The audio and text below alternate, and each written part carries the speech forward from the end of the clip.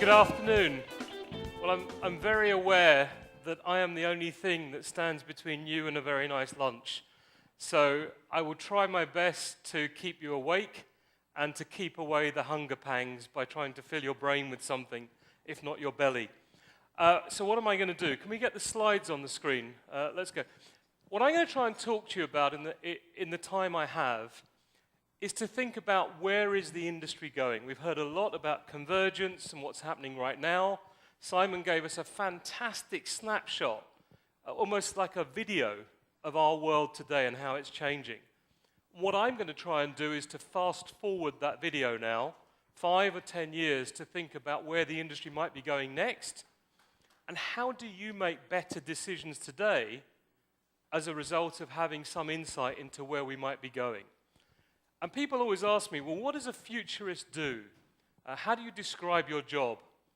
I guess the easiest way to describe it is that sometimes even the most powerful people sometimes need some help to take the lens caps off. Because we're all so, if you look at what happened in the downturn, we were all so busy focusing on our jobs, our objectives, our priorities, that we missed these signals that told us that things were changing. And we're exactly the same in this industry. We do not have a magic ticket that means that we'll behave differently to any other industry. One of the almost inevitable certainties for this industry is that we will have overcapacity. If you look around the world, we are growing capacity much faster than we are growing shows. And like every other industry, the problem does not come with a nice letter from the government saying your industry is going to have overcapacity in 3 years' time, please prepare for it. It hits us like that. All of a sudden, bookings disappear. Why? Because there's way too much capacity and everyone is competing on price to try and fill their capacity. And you hear everyone building 200,000 square meters, 500,000 square meters, 1 billion square meters, or whatever, of space. But we're not growing shows at the same rate. So the challenge for us is to say we can either ignore those things, or how do we really think about what's coming next? And how do we make sure, as good leaders, that whether we're event owners or venue owners, that we're really preparing for what comes next? I'm really thinking very hard about making good strategic choices. And I think this is a very interesting place to be. I've been to Korea a few times now, and one of the things I always say is that Korea needs to stop apologizing. You need to stop apologizing for having the world's best airport. You need to stop apologizing for having Asiana, the world's best airline. You need to stop apologizing for having great hotels, great convention facilities, world-class event organizers. You need to stop saying, I'm sorry, but we're really quite good, but please come to our venues. Look at Singapore.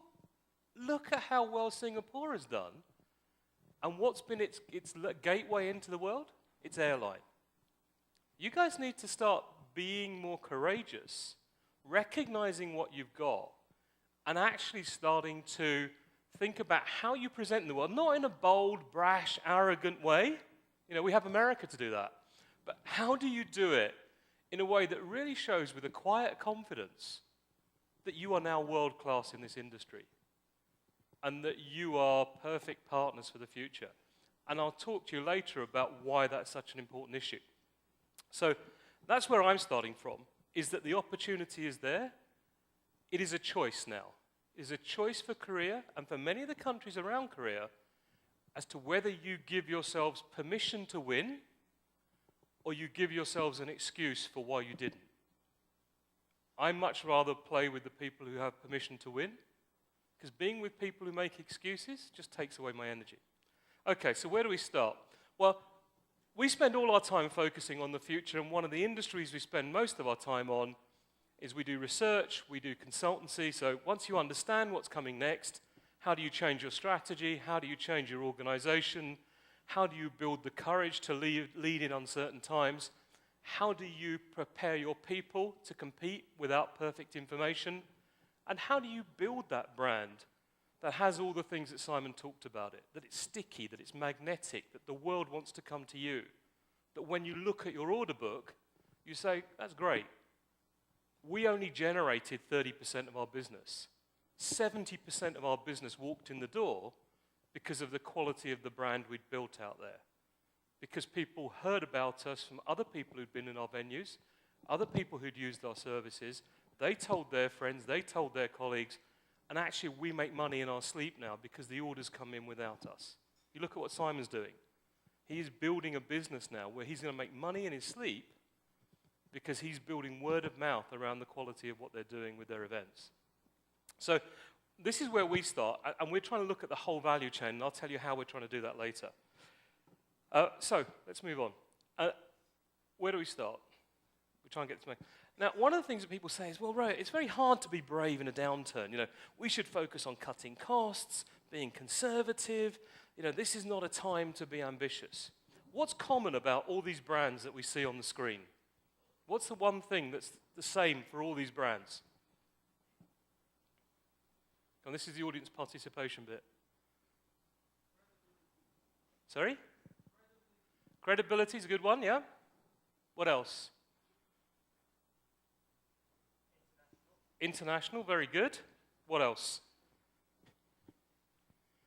I'm probably getting boring now, so just a reminder. Simon said that these are a boredom reminder, and I'll remind you about the rules. If I get boring, you throw these at Simon, okay?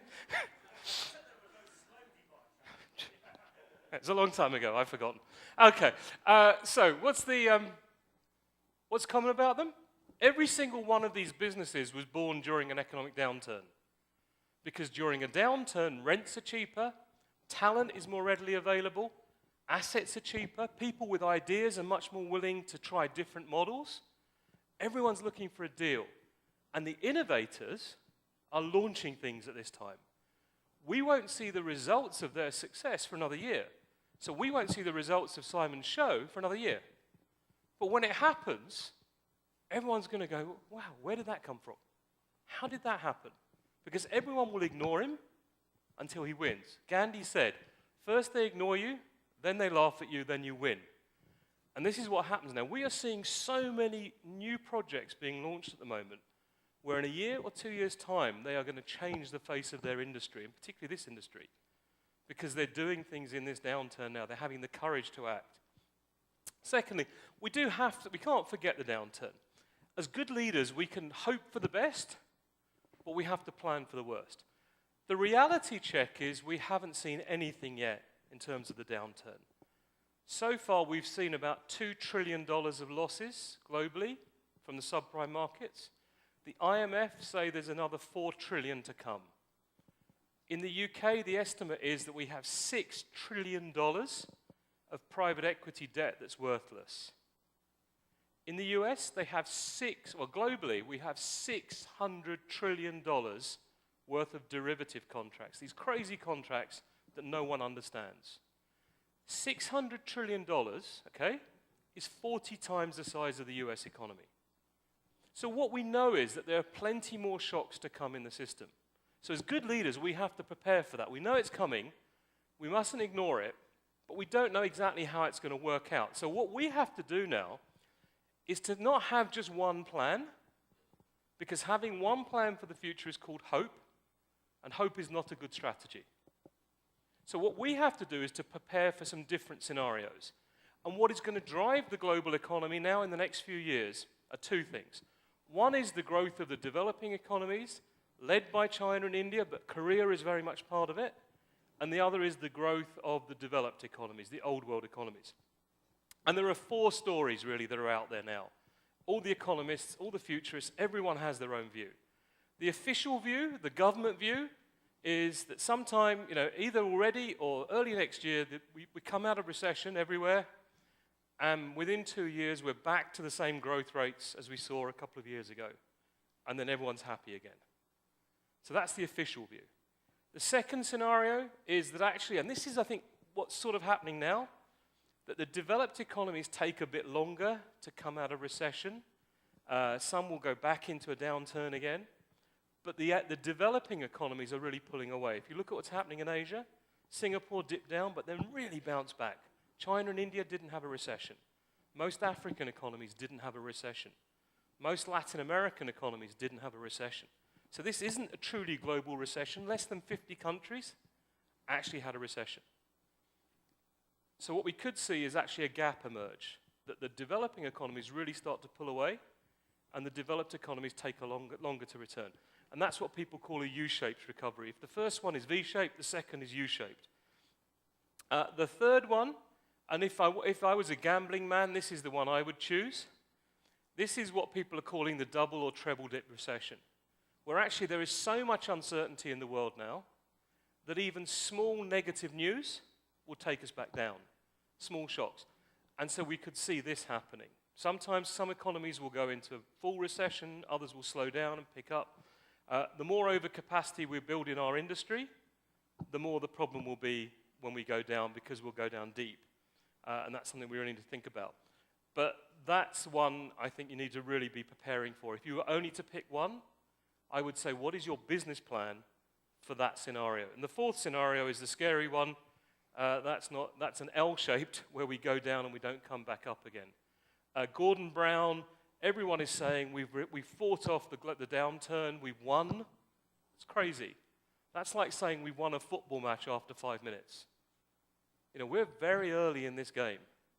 And so for you as business leaders, I think you have to now make sure that in your business plans, you think about different scenarios.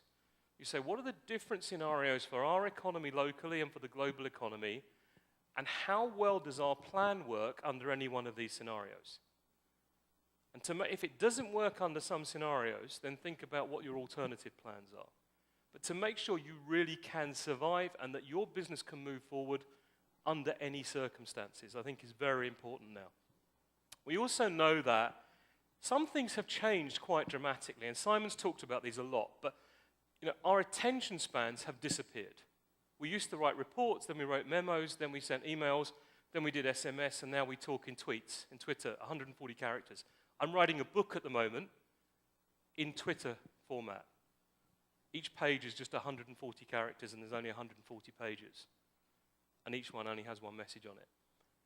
Because that's people's attention span now. Just think about, where will it go next? How short will our messages get? Will we just communicate in sounds? You know, so yippee means you've got the contract, and means you're fired. You know, how short will our messages get? But you know, we've got to recognize that. But at the same time, the internet now means that we can get infinite information. That's why no one wants to take paper from an exhibition, because I can get everything I want off the web. I can get your brochures, I can get commentary about you. The most important thing, though, and this is a really tough thing for people over 35 to understand, because we like to think that if we write it, we send the brochure, we send the messages out, that we control it. People used to say the message is the medium. That's the marketing story. Nonsense. It's the response that counts now. Because it doesn't matter what you say. It's what the 90% say on SciWorld about what you've said. It's the response on Twitter. It's the response in the social networks. It's the response on the blogs. That's what really counts now, is the response. And people are really beginning to understand that. We also know that it doesn't matter what we do, as long as we don't fail. It doesn't have to be brilliant every time we do it, just don't fail. We don't go back to organizations, we don't go back to restaurants, we don't go back to websites if they fail once. We don't have time. And the final one is that, you know, we build really complex organizations, and then we make our customers suffer for it. But actually what really counts in a very complex world where we don't have time is simplicity. So how do you put all your efforts into making that complex world as simple as possible so the world can engage with you? That's, to me, the real challenge now. And if we look forward, there are 4 very big changes that I think are happening in the world that we need to get our heads around, because this is what's changing our world now. The first is, and we see this very clearly in Copenhagen, power has shifted. Obama, who were the first people he came to see once he got into power? The APAC countries, the Asia-Pacific countries. And then he invited Manmohan Singh, the Indian Prime Minister, to see him. Not Gordon Brown, not the French Prime Minister, not the Germans, but the emerging economies. Power now really sits here. The new rules of the game's changing, and you guys sit at the center of that. How that's going to play out, who knows? But what we do know is that all the old rules have disappeared. Secondly, we know that resources are a critical battleground. People who run convention centers don't normally worry about energy supply and what energy prices are going to be, or who run events. But if I told you your energy prices might triple, what would that do to the economics of your events? What would that do to the economics of your venues? Because that's where we run the risk. If you look now, China is doing 20 to 40-year deals for energy supplies with African countries. And alongside the money and the guaranteed price, it's offering to build infrastructure, it's offering to train engineers. It's a whole different ballgame now around resources. So as strategic leaders of really important businesses for the future of your country, now thinking about resources and where you're going to get them from, and making sure that is part of your critical planning becomes really, really key. The third one is, again, something that's changed in the last couple of years is a massive outflow of money from developed economies to developing economies. Big corporations, investors, pushing their money into markets like Vietnam, Indonesia, Korea, China, India. And some of that we're not going to see the impact again for 2 years. But when we do, we're going to see whole new businesses, whole new products and services, and a real acceleration of development in these markets because of that outflow of money.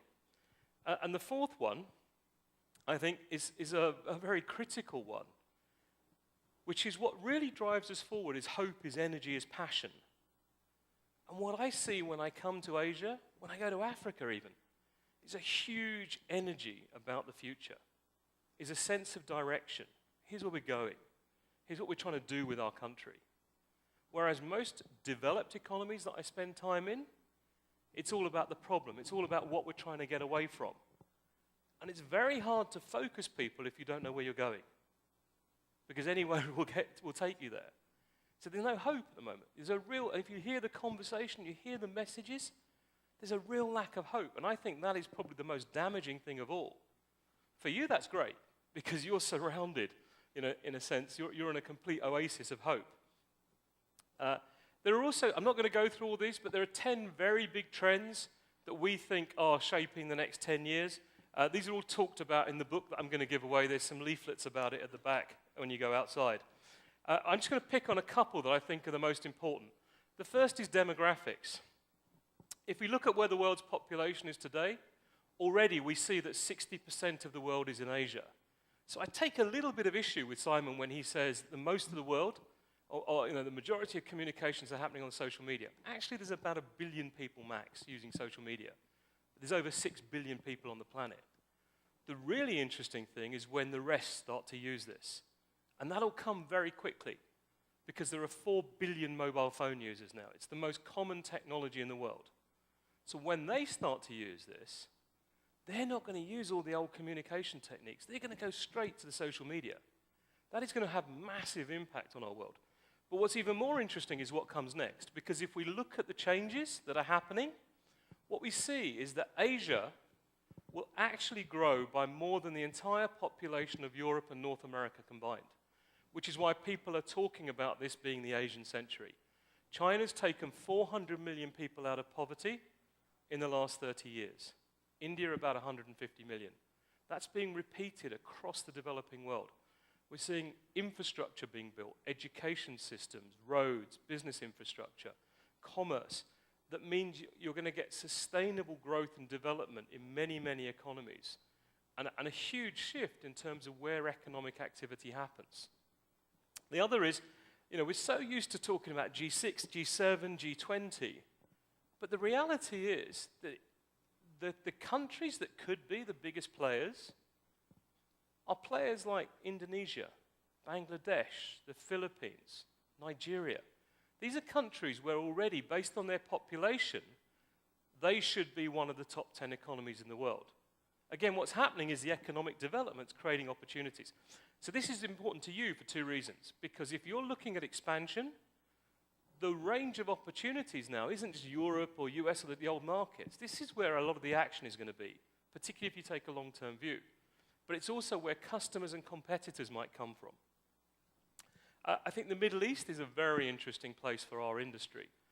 We estimated last year that there was $4 trillion of investment going into this industry and supporting infrastructure.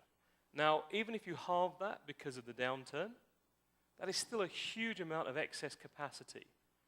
The big thing about the Middle East is it's become a real magnet for innovation. The best ideas, the best developers, engineers, architects, designers are all being attracted there because people in the region are very innovative and very willing to try stuff.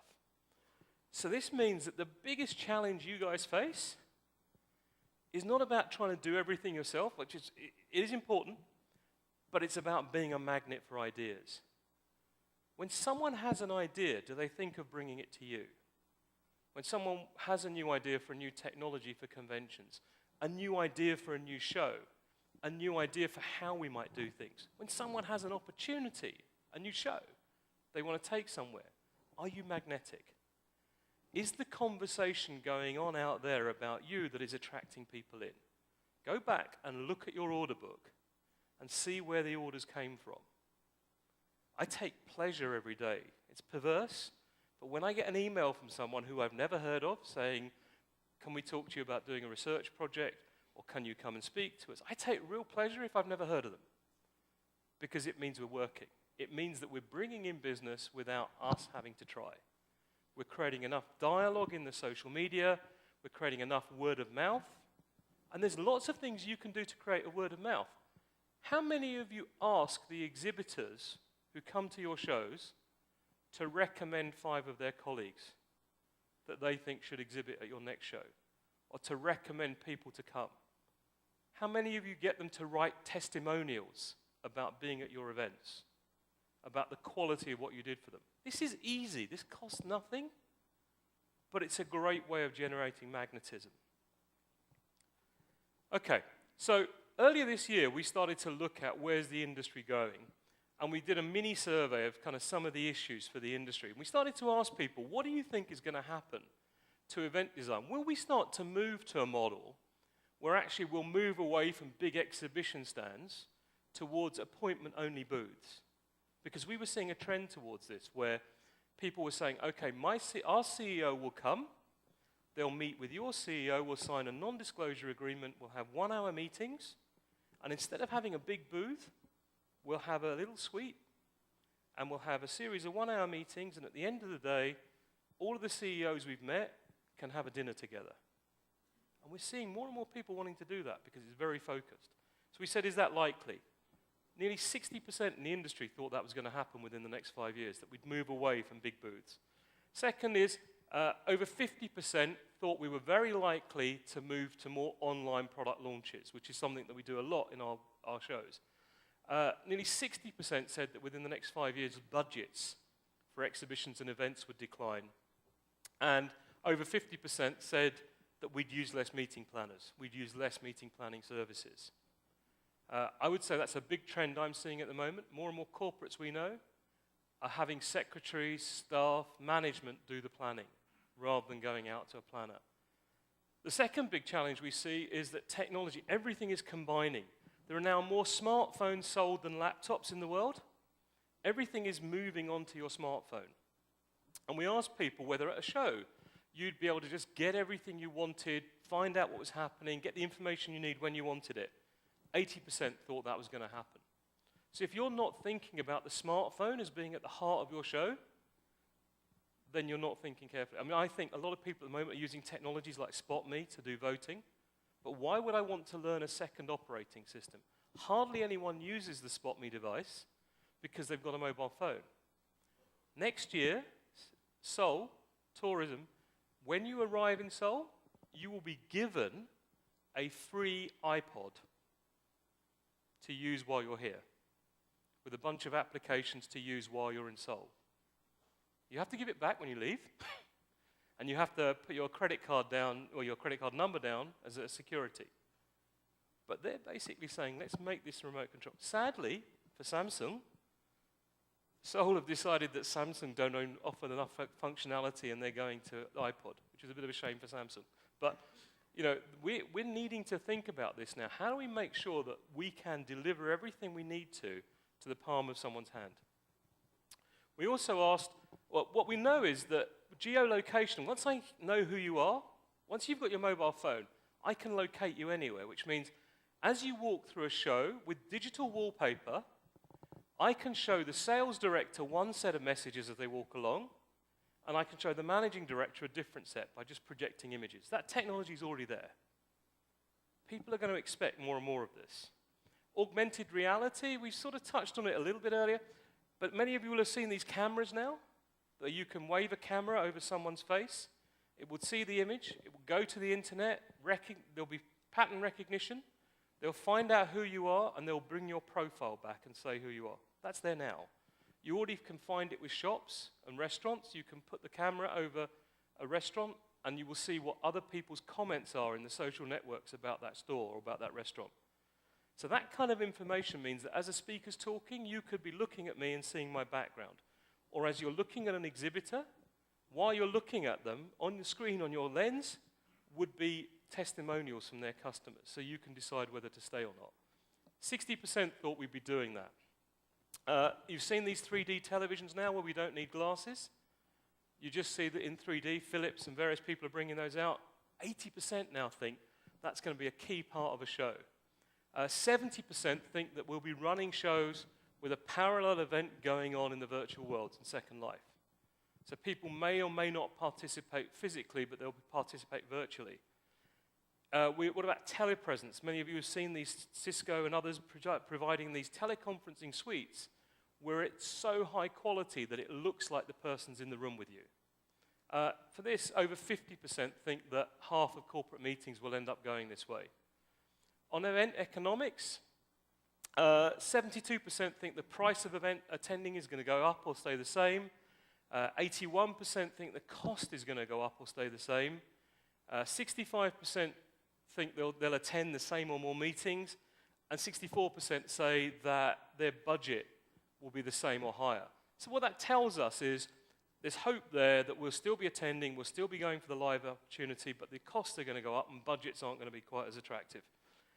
We asked about what kind of business models. We need to really think about business models, because what we see happening in the world is this choice now between free or fantastic. Simon talked about it. You can get so much for free now. Why would you pay for it? The only reason you would pay for something is it is truly exceptional. It's really worth the extra knowledge, the value that they create. So we said, well, what are the models here? Would we start to see delegates being paid by sponsors? That the only reason people would go is if the sponsors funded it. Only 30% thought that would happen. 50% thought, though, that we might pay key people to come or let them come for free if they wore the sponsor's logo throughout the event. I'm very happy to walk around an event with a Samsung t-shirt on for 2 days if I get in for free. And then we said, what about paying what you think it's worth? Paying at the end of an event how much you think it was worth. Only 20% think that was going to happen. The interesting one for us is how will we charge as exhibitors? Because we know exhibitors aren't the happiest people, because it's still very hard for them to track ROI. So we said, well, will we start to say, actually, because we can track exactly what happens, we know who came, whether they bought from you afterwards, we can track all that. Would we start to give you free stands? Only 40% thought that the exhibition organizers would take a share of revenue instead. 50% thought you might say you get a fee for every pre-booked meeting, and you see that now on the boats where you have all these pre-booked meetings. And 55% thought you might have free space, but you pay a fee for every visitor who comes to your stand. So we're going to see some innovation in business models. On the environmental considerations, a lot of people are looking at, well, how are we going to cover the cost of this? 60% think that it's likely or very likely that the event organizers will have to pay for this, the offsetting. Nearly 60% think it will be the sponsors who pay, and around 50% think it might actually be the CVB who ends up paying the cost in order to get people to come to a destination. Because what we know is that inevitably we will have to include the entire cost of someone's travel footprint, their environmental footprint, in the cost of attending. You can see that coming out of Copenhagen, if nothing else. Okay, so that's kind of what we did earlier this year. That's kind of just getting people thinking. What I now want to do is to talk to you about a bit further out. We've partnered with ICA and IMEX to do a much more strategic, longer-term study to say, well, where is the industry going? What are the different scenarios? What are the models? What could happen to our sector? And so we're looking at using a lot of different techniques, not just fixed techniques, but very open and participative approaches. We've already had 1,000 people taking part in an online survey. We're using new approaches like crowdsourcing and these other approaches to really get ideas out from all corners. But what we really want to do is try and help the industry prepare, get key insights, help the owners at one end think about, well, what does people want from that live experience? How will we learn differently? What will delegates want? What will exhibitors want? Then for venue owners to say, well, what does that mean for us? What should our business model be? And help destinations think, well, what should we do? And then kind of come up with lots of tools to help people think about it. So that's kind of what we're doing. I'm just giving you the background, really. Now, what's really interesting, though, is the stories that the sponsors, the sort of 6 platinum sponsors so far, we're talking to a number of others. What's really interesting is the reason these guys are saying they want to talk.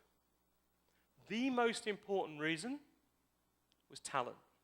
They were saying that we are finding it hard to recruit the best talent because we can't show them where we're going. We can't show them a compelling story about our future that means the best talent wants to work with us. Secondly, they were all saying, our customers are increasingly coming to us and saying, or potential customers, big associations or groups of associations or whoever, and saying, what is your vision for the future? So we're going to book a trade show with you in 2015.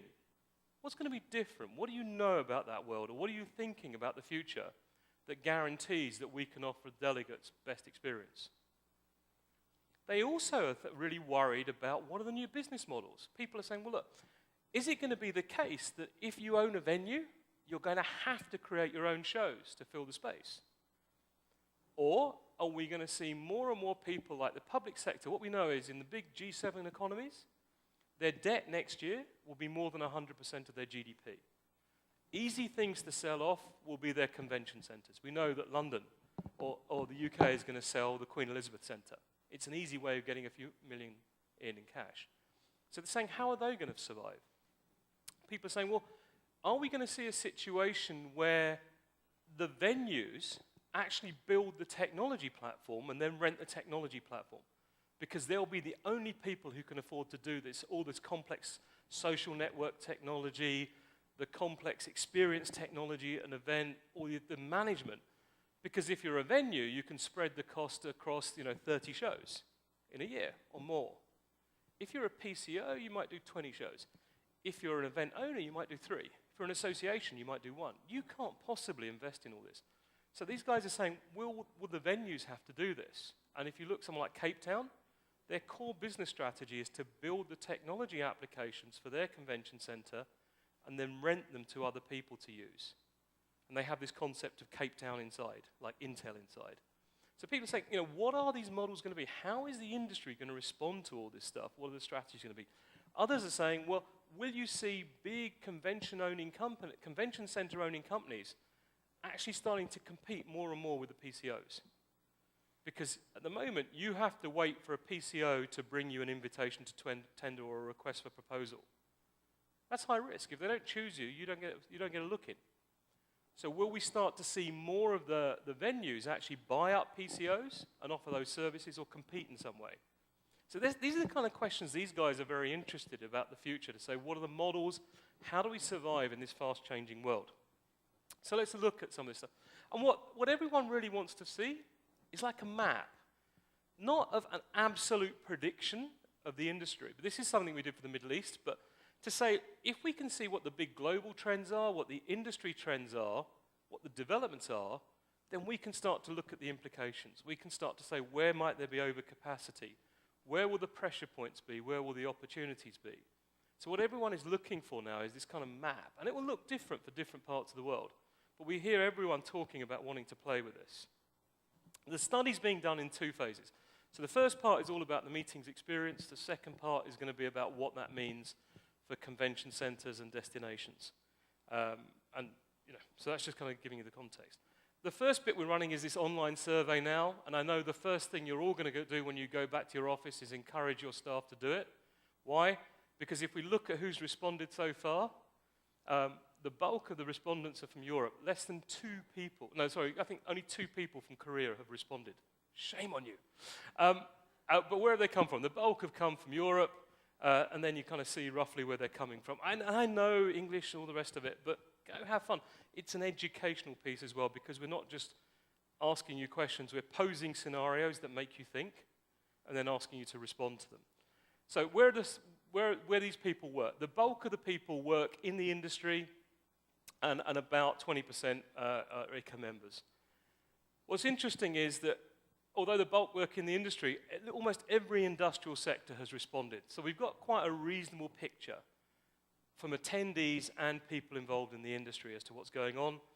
And across those who do work in the industry as well, we've got quite a reasonable picture. So I'm only just telling you this so you understand, that there's some validity to the data. What was really interesting was we said, well, why would you attend a live event in 10 years' time? And if you look at the main reasons, none of them are about technology. None of them are about the hardware. They're about the quality of networking, the opportunity to meet people. They're all about the soft factors. It's that human experience, that engagement piece, that is why people will keep coming. And as you go down the list, you can see more. I think you'll get a copy of the slides. If not, give me a card and I'll send you them. But then we said, well, what about the technologies? What technologies might be important in the future? And you see live video, the networking for participants using social networks, having the virtual event running in parallel, all of the PowerPoints straight onto your mobile phone without asking, interactive display walls. If you go to the Brussels Convention Center now, you'll see digital display walls, digital wallpaper that will change images all the time. Technologies that stimulate all your senses, not just your eyes and your ears, your nose, that issue smells to kind of help you get an experience, that physical touch, and I'll show you a bit more about that in a minute. So what you're seeing is people expecting that in order to make that very personal experience work, we're going to have a lot of really good technology underneath it to enable that. So to make me have a good person-to-person experience, I'm expecting huge quality of technology. We also said, well, everyone's saying, technology will just do away with live meetings. So we said, well, is that the case? Will we be in a situation where we can just get everything we need from the mobile phone, so we won't want live meetings? Only 40% think that's true. And I think we'll still want live meetings. The issue is, how do we make sure our live meetings are of superb quality so people will want to come? We said, compared to now, will your company do more? Will you still do the kind of events that you do today and invest as much as you do today in organizing events? And 3/4 of people still think that live meetings will be at the heart of their strategy. And actually, in the comments, what we heard was, in a world that becomes more and more digital, the physical meeting will be the key place where you build trust that you can then follow through on with the digital support. The alternative, we said, was, well, what about the other side of it? Will you actually spend less on this and use other mechanisms? Will you spend less on travel? Less than 50% thought that their budgets would get cut on this. What about alternatives, we asked? Will your company be investing in other things? 60% think they will also be investing in all the other technologies. So we know the competition's going to be there. One of the views that we hear today is that there'll be less events, but there'll be mega events, and they'll have all sorts of different specialisms within the event. So we said, is that the case, that we'll have events where there are less of them, but there's a lot more going on? And actually, both from the survey results and the comments, people said, we don't like that. We don't like going to a 5-day event where we're just tired after 3, and our head is full and it's buzzing and there's too many people. The alternative, we said, was, well, actually, the alternative is that we go for very specialized events, very niche, shorter, focused events. And what we see is that 80% think that that's where we're heading. It's very important if you own a convention center or you're running a convention center. Is your design flexible enough to cater for that? Can you do turnaround fast enough? Can you do catering for smaller events? Are you looking at where they're going to come from? One of the things that we see, and there was on Simon's social media slide, there was a tool called Meetup. How many of you have seen Meetup or used Meetup? Right. Meetup is a free tool for event organizers. Anyone can go in there, put an event up, invite people, handle the invitation process, and it costs nothing. We're now seeing more events run than ever before, but most of them are being run in wine bars, in restaurants, in people's houses. Wine bars are giving, and pubs are giving over their space for an evening, because they're saying, if you bring your meeting here with 50 people for one evening, we'll have more people than would normally come. So we're very happy to close our pub for your event. Cost you nothing, your people will spend on drink, and we think there's going to be a big explosion of that. Because of this time issue, more and more people will look to doing events in the evening, social events.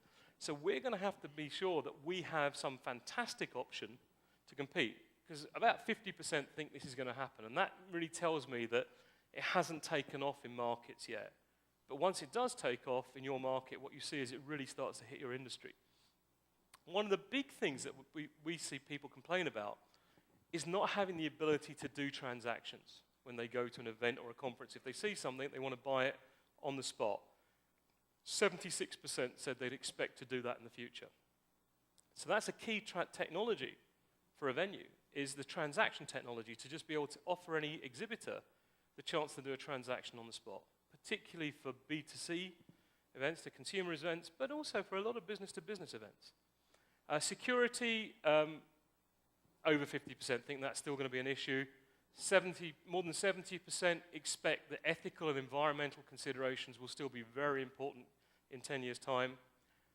What most people expect as well is that we will have a lot more personal technology. We'll have the augmented reality, so that as I go around an event, I will have a much more personalized experience. It's already there, and 3/4 now see that, because you've already got all these applications on your smartphone. One of the most interesting areas in technology, and something that I struggle with, is this idea of never wanting to forget anything. It's called life logging. Already this year, in 2010, you will be able to buy cameras that you will place over your eye, and they will literally record every image you see during the day. With digital voice recording now, you could pretty much record every conversation you have during the day. And the idea is that we would capture everything that goes on in an event. Using RFID, using conversations, you would have a complete record. And the interesting thing is, would we want that? 90% of people think that we'll be at that point. That means that when you meet someone, the first thing you'll say to them is, are you recording this conversation? You'll never be able to lie again in a contract negotiation. I know you guys never do, but there are some people out there who do tell lies sometimes. What about personalization? With so much information, as our science, our understanding of the human genome evolves, we know much more about our health, our body, what food we like, what food we don't, what kind of chairs we want to sit in. We'll have much more intelligence built into furniture. 70% of people would expect in 10 years' time that the physical environment they're in really does enable things to be personalized to them, from menus to the chairs they sit in, so the chair literally gives you a nudge if you're falling asleep halfway after lunch, or just before lunch in this case. Would we see new pricing models? We talked about these earlier. 75% expect us to see a lot of different pricing models. One of the ideas someone's given us is that you would have a swipe card.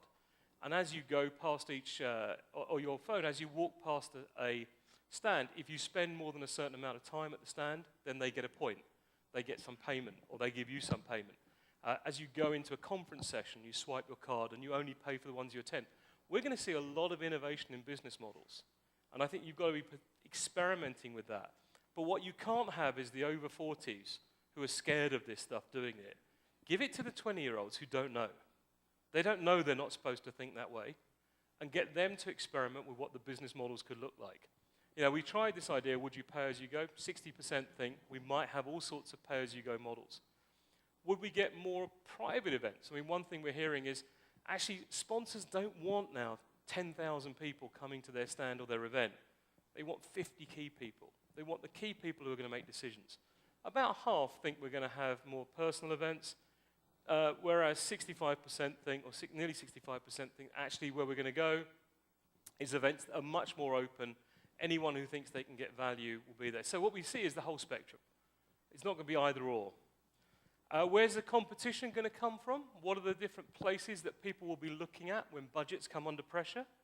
And you see everything there. And one guy actually wrote to me with an email, and he said, we're a prison, and we've been approached to run an event because we've got a big meeting room that we never really use because we don't like putting the prisoners in there. And actually, we can do it very cheaply. So what we've got to realize is all sorts of people.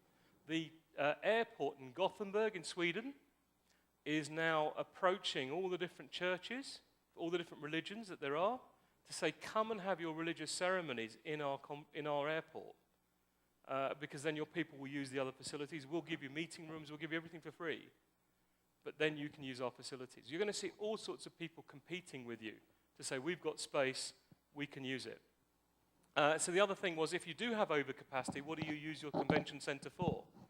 And again, what we saw is that people thought education would be a key where was seen as critical to enabling that personal experience.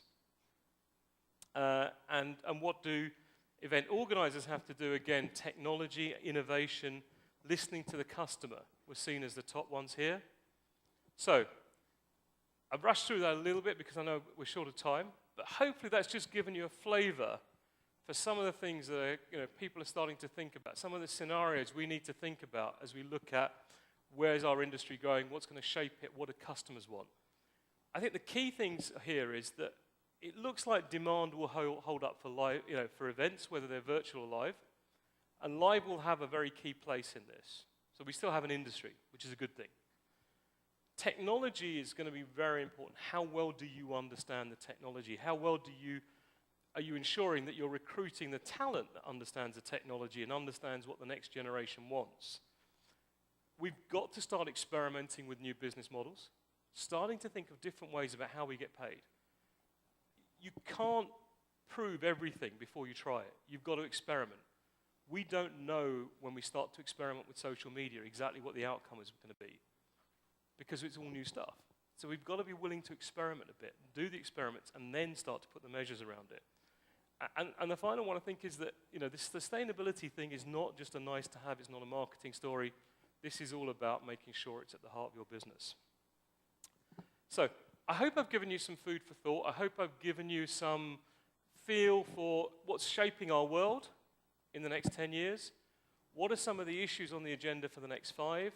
And what are some of the big picture stories that we might be looking at in terms of how to change our events, our venues, and our delegate experience on a 10-year timescale? And we can't wait 10 years to act on those. Those are things we need to actually be thinking about now. If you're interested in this, if you want to know more about the project, there's a few copies of the project outline for anyone that wants it. Very happy to share that. If you want the slides, or what I would really like is you guys to get involved, to tell us what questions you would like the study to answer, to give us your ideas about the future of events. That's what we most want. That's what I'd really love you to do. So if you're interested, send me an email, give me your card, go home, take the survey. I hope it's been useful. Graham Greene is an author. My favorite author is a guy called Graham Greene. And he says there comes a time in everyone's life, where you have to open the door and let the future in. I think Korea, in particular, is a country where the door is already open. You guys are very ready to cross that door into the future. I hope I've just given you a few ideas about what you might find on the other side. Thank you.